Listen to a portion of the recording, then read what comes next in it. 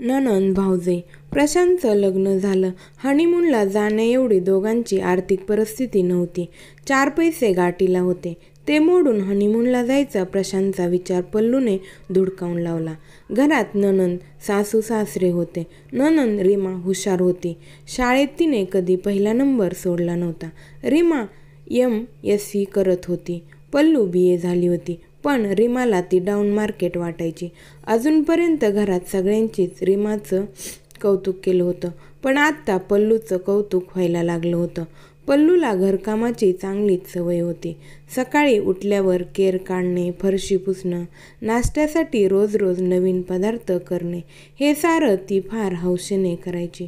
पल्लूची सासू व सासरेही तिच्या वागणुकीवर खुश होते. सासरे तिचं कौतुक करायचे. तिच्याशी विविध विषयांवर चर्चा करायचे.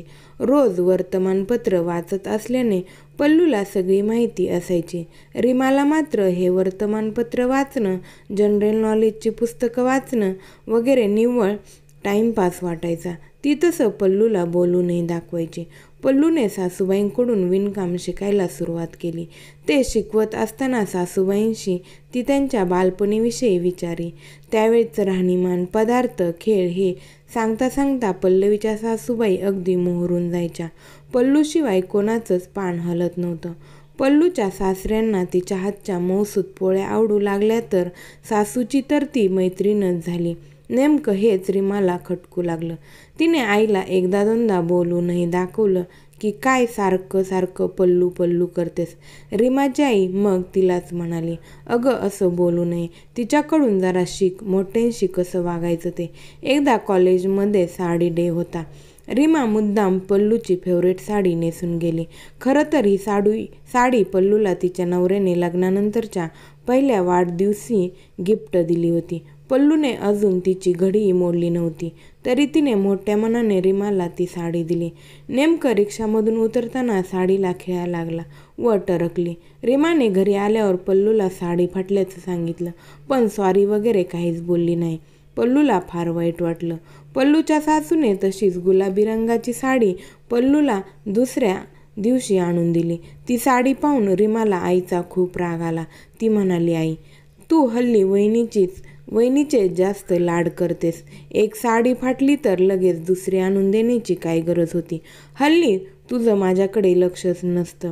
या वहिनीमुळे घरातलं माझं स्थान डळमळीत होतंय. दादाही पहिल्यासारखं माझ्याशी गप्पा मारत नाही, नुसता बायकोसोबत असतो. बाबाही तसेच. काही हवं झालं की वहिनीलाच हाक मारतात. मी इथे असून नसल्यासारखी झाली. वहिनी फक्त माझ्या जागेवर हक्क गाजू पाहते. हळूहळू रंग दाखवेल ती, तेव्हा तुम्हाला कळेल. आत्ता मात्र रीमाच्या आईला रीमाच्या अशा बोलण्याचा संताप आला. त्या रीमावर गरजल्या. पहिली माफी माग तिची. अगं, माहेर सोडून, आपले आई वडील, भाऊ बहीण सोडून इथे आली ती. आल्यापासून पाहते, रीमा कधी 4 शब्द आपुलकीचे बोलली आहेस तिच्याशी? आम्ही बोलतो कारण तसा लळा लावते ती आम्हाला. जिभेवर साखर आहे पोरीच्या. आमचंच चुकलं. तुझे जरा जास्तच लाड केले आम्ही. उद्या दुसऱ्यांच्या घरी जाणार म्हणून एका सॉफ्ट कॉर्नरने पाहत आलो तुझ्याकडे. लहानपणापासूनच तुला धाकात ठेवली असती तर आज मोठ्या भावाच्या बायकोविषयी असे उद्गार काढले नसतेस. कधी काय काम सांगितलं की माझा अभ्यास आहे एवढं पालुपत तुझं.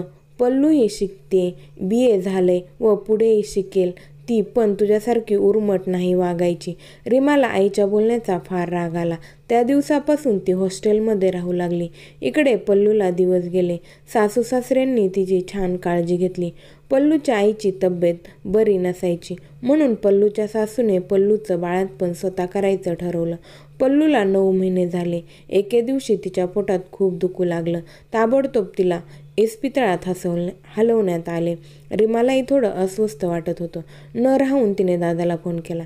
त्याने रीमाला सर्व कल्पना दिली. रीमा सगळं भांडण वगैरे विसरून इस्पितळात गेली. पल्लूचा रक्तदाब खूप कमी झाला होता. सिझर करावं लागलं होतं. रक्तस्रावही जास्त झाला होता. डॉक्टरांनी बाळाला त्याच्या वडिलांच्या हाती दिलं.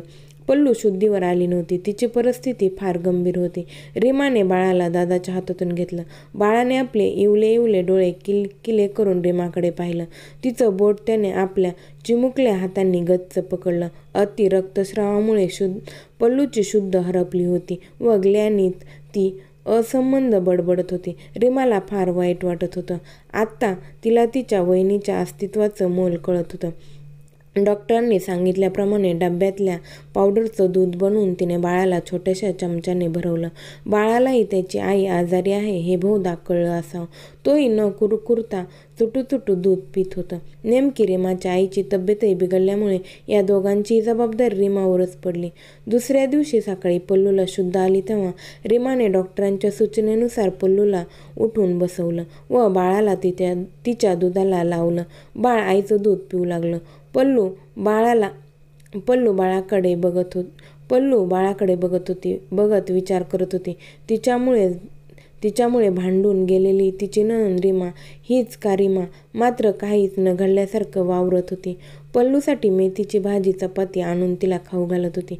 तिला हळूहळू उभा करणं, बाथरूमला नेणं सगळं करत होती. बाळाशी गप्पा मारत होती. रात्री बाळ जागं राहिलं मग रीमा पल्लूला झोपू दे व स्वतः त्याला सांभाळे, त्याच्यासोबत खेळे.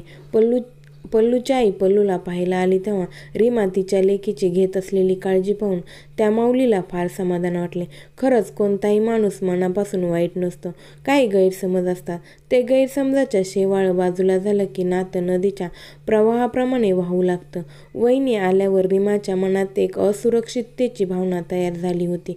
त्यामुळे ती आक्रस्ताळेपणाने वागली व घर सोडून हट्टाने बाहेर राहू लागली होती. पण जेव्हा कुटुंबावर संकट आले तेव्हा सगळं हट्टीपणा विसरून आपल्या वहिनीच्या मदतीला धावली. इस्पितळातून बाळाला डिस्चार्ज मिळाला. सामान भरताना रीमाचे डोळे भरून येत होते. बाला सोडून जावे लागणार या कल्पनेने ती व्याकुळ झाली होती. तिने वहिनीला येते म्हणून सांगितलं तसं पल्लू बाळाला पाहत म्हणाली, आत्तू असं काय ग करतेस, चल ना ग माझ्या सोबत खेळायला, मला नाऊ माकू घालायला.